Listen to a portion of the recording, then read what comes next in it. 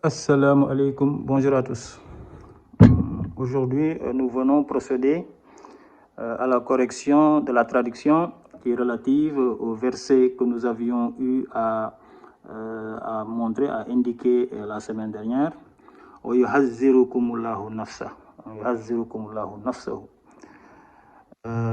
Ce que nous avions montré, c'est l'impossibilité de traduire un tel verset avec les instruments de la langue arabe. Pourquoi? Parce qu'en réalité, lorsque nous le faisons en arabe, nous avons l'habitude de prendre donc le hula, c'est-à-dire l'attribut du nafs, qu'on colle à Allah.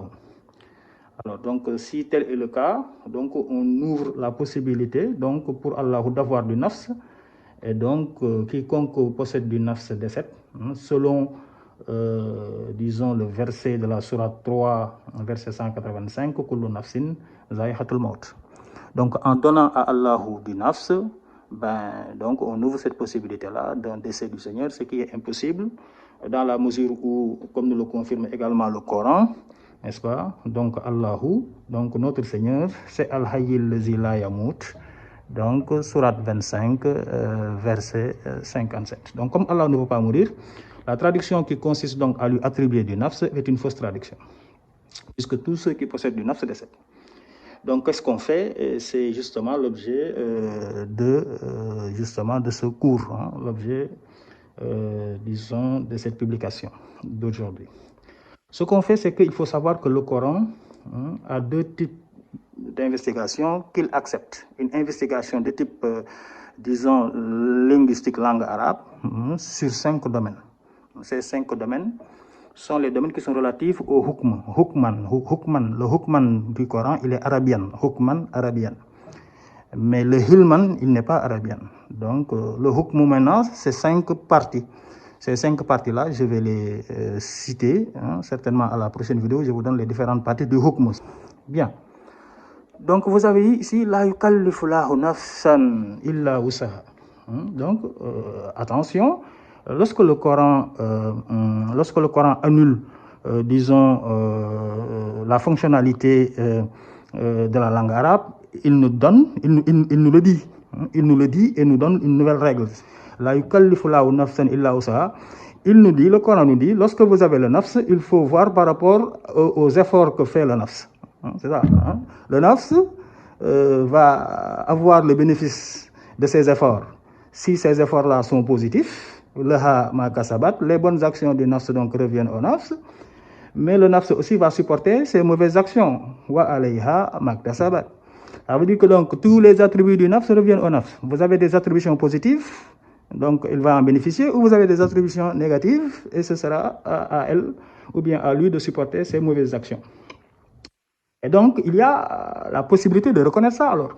Les bonnes actions, comme il y a des bonnes actions du nafs et des mauvaises actions du nafs, on peut les reconnaître. Yawma tajidu kullu nafsin ma amilat min khairin muhdara wa ma amilat min su'in. Donc le nafs va avoir du khair et du sou. Donc ça veut dire des bonnes actions et des mauvaises actions. Maintenant, quelles sont les bonnes actions et comment on les appelle, comment on peut les identifier? Les bonnes actions sont là. Man amila salihan fali nafsi. Man amila salihan fali nafsi. Un nafs qui fait des bonnes actions, ça revient au nafs.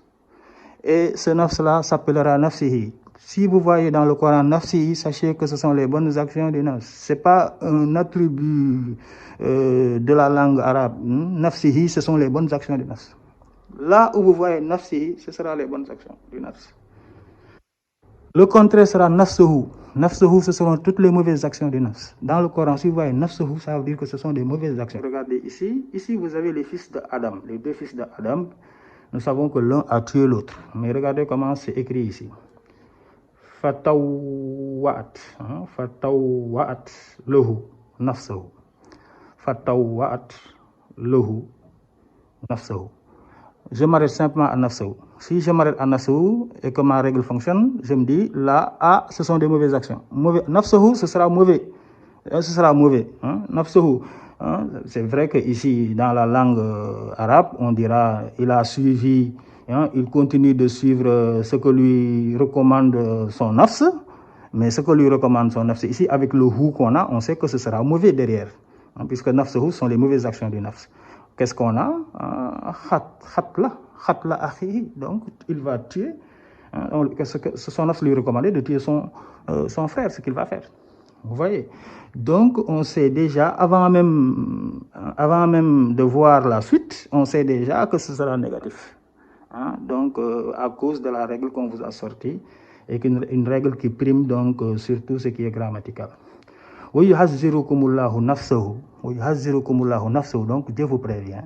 Dieu vous prévient des mauvaises actions du nafs, de vos mauvaises actions, mais les mauvaises actions qui sont portées par le nafs, puisque le nafs, n'est-ce pas, est responsable de ses bonnes actions et responsable aussi de ses mauvaises actions. C'est ça qu'on veut dire. Et c'est comme ça qu'on doit le traduire. Mais maintenant, pourquoi c'est difficile pour les arabisants d'avoir cela? Parce que l'arabe, les arabisants en général, ne vont même pas jusqu'à nafsahu. Ils vont dire وَيُحَذِّرُكُمُ nafsa. Nafsa. Donc, il ne voit même pas que si c'est nafsahu ou c'est nafsi. Or, la connaissance est dans la dernière lettre. Oui, wal akhibatu lil muttaqin. Wal akhib, la fin, c'est pour les muttaqin. Les muttaqin sont ceux qui bénéficient de l'enseignement divin. Qui bénéficient de l'enseignement divin, et Dieu les enseigne aussi. Tous les akhibas, c'est-à-dire c'est pas le akhiba simplement du temps, c'est-à-dire c'est pas la fin des temps, ou à la fin, c'est aussi la fin des mots. La langue arabe s'arrête à l'avant-dernière lettre. Lorsque vous avez un mot, kitaban, l'arabe dira kitaba. Donc la dernière lettre, on interdit à la langue arabe d'y accéder. Parce que ça c'est le hilm, c'est le hukman qui est arabien. Donc ça aussi, il faut le savoir. Donc les muttaqin sont ceux à qui Dieu a donné le privilège, n'est-ce pas, de l'enseignement. Donc voilà ce qu'il fallait démontrer. Donc je vous remercie de me suivre. Donc on se retrouve la semaine prochaine avec une autre vidéo qui continuera dans cette lancée. Je vous donnerai un autre élément des limites de la langue arabe. Inch'Allah. Je vous remercie de me suivre et à la prochaine vidéo. Merci.